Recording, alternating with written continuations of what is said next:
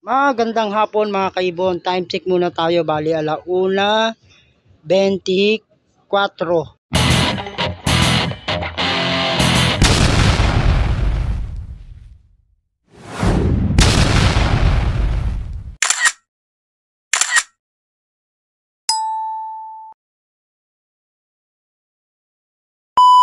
May bagyo ngayong araw na to, linggo no. Mga kaibon, pahirapan ang karera. Yung nilod kong kalapati ni Paring Awi, yun ang abangan natin ngayon. So, hanggang alas 5 pang cut off mga kaibon, no? Alas 6. Dahil ang speed minimum nila ay 600. So, yan mga kaibon, no? Maulan. Kanina malakas ang ulan pero ngayon medyo tumila. At syempre doon sa parting norte, sigurado yan malakas ang ulan.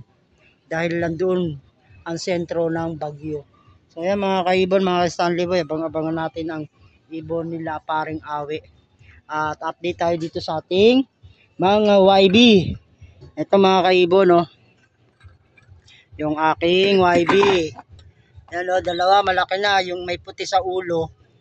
Ayan yung pang south pa natin. Last na ibon natin. Pang south young bird. Nahuli tayo ng breed gawa ng ang tagal mangitlog ng ibon na to. Pero ganun pa man, nangitlog na sila. Kaya, ayan. Atin na tong pabibilisin para lumaki. 3 times a day ang kain nito mga kaibon. Kaninang umaga at kaninang tanghali. Pinatuka ko na rin sila. At mamaya nga po patutukain ko pa rin. So ayan yung ating kalapate na breeder. Bago to mga kaibon. Unang anak nila yan, dalawa.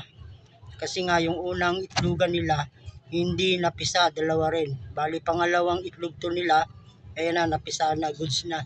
So ayan mga kaibon ng ating kalapate ngayon. At mamaya patutukain ulit natin yan sila. So bali mga kaibon, yung ito naman yung iba. Pakita ko lang sa inyo no, dahil nitong katapusan ng October magbibreed ako para sa North Ring Summer Race para sa FPR. Yan, at sasali tayo, bali meron tayong 8 pirasong singsing. Yan, at saka ito, ibinukod na natin to, mag-isang buwan na to nakabukod. Nung una ito ang pinalipad ko at nakadalawang linggo siya sa labas, lumilipad na rin siya gaano. At yung isa nandito naman, lumilipad na matatag yung ating ibon na si Blue Bar, yung paris niya. So itatry natin na parisan silang dalawa para unang anak nila sasali natin sa Summer Race sa Norte.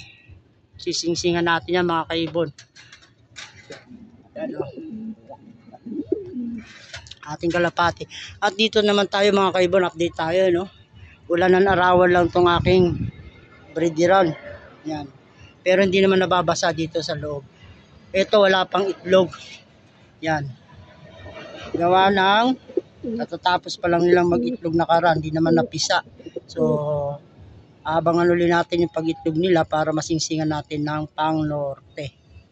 At yan lang ang pinagkukunan natin ng inakay sa 2, 3. So bali magdadagdag pa tayo ng isa pang cage para magiging 4 na yung ating breeder. So ayan mga kaibon, mga ka-Stanley Boy, silipin natin yung ating kalapati at hindi tayo nakapagpalipad kanina. Yan. Kasi nga malakas ang ulan. So ayan sila, naka-okay naman. Doon din sa kabila silipin natin mga kaibon. At ngayon na tayo nakasilip gawa ng naulan nga. Ito yung ating kalapate. Yan. Okay naman sila, goods naman sila dito. Hindi naman nababasa kahit may butas doon. Yun doon talaga sadya ko nilagyan ng butas para yung hangin naman pumasok. Para open na open lang yung hangin. Labas-pasok lang. So yan mga kaibon, mga ka-Stanley Boy.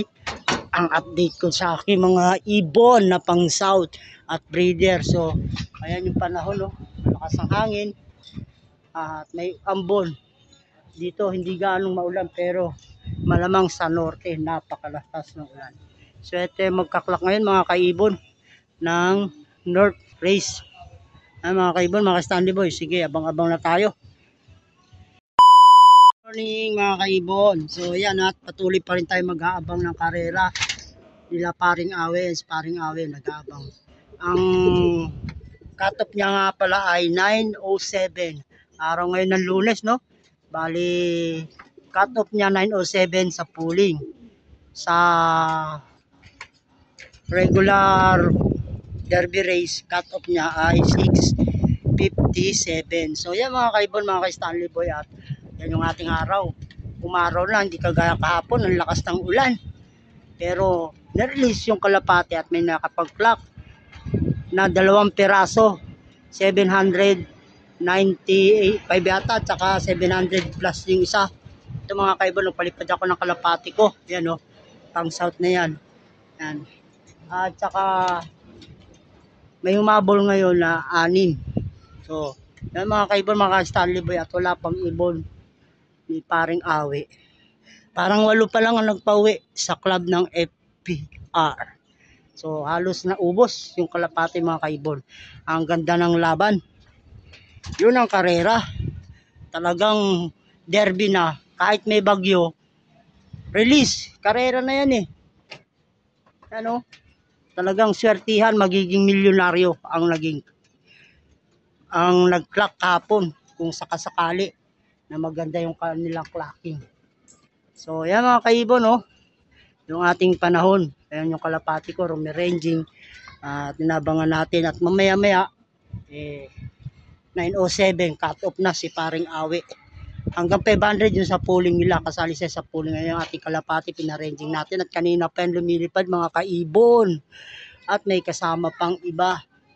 Yan. Yan mga pang south ko ngayon, mga kaibon. Dawi na lang tayo, no?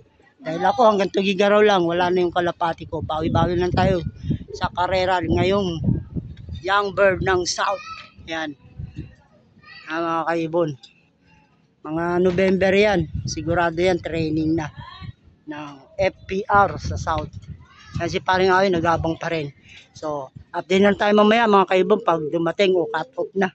So, abangan na natin itong kalapate na lumilipad ko. Na pinalipad ko pala. Ano? Kanina pa nalipad mga kaibon. Magandang kondisyon nating ibon. Ano? Yan yung aking kalapati ngayon. 2, 4, 6, 8, 10. 10. Ano?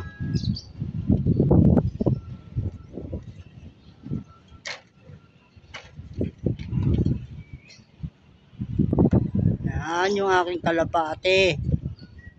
So bali magpapatuka muna ako mga kaibon ng aking mga breeder at yung may inakay dito. So maya na, bang na lang natin. Ayan mga kaibon, at dumapo na yung aking mga kalapate. At papasukin na natin para makatuka na.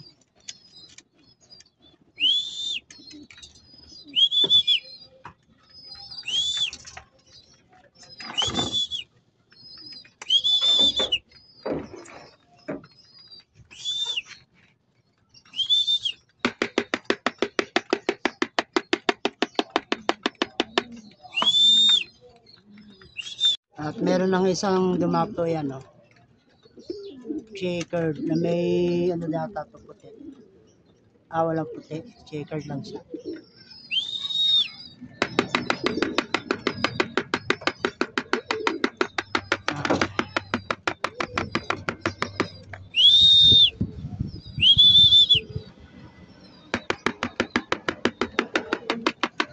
Yun pa yung iba mga kaibon.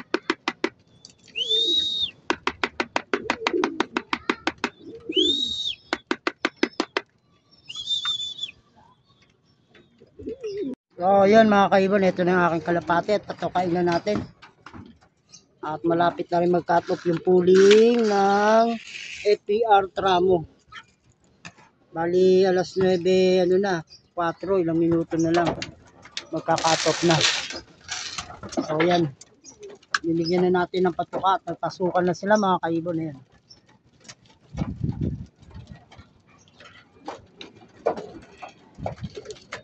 Ayan na. 2, 4, 6, 8, 9, 10.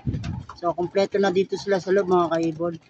At yung ating kalapate ay okay naman. Goods na goods, matatag na silang lumipad. Kahit paano, naka 10 minuto na sila mahigit. Iti-training lang natin para mas lalo pang tumibay sa paglipad. So hanggang dito na lang mga kaibon yung aking munting video. Yun nga, cut off na. Cut off na ang area pooling. Wala pa ring awit.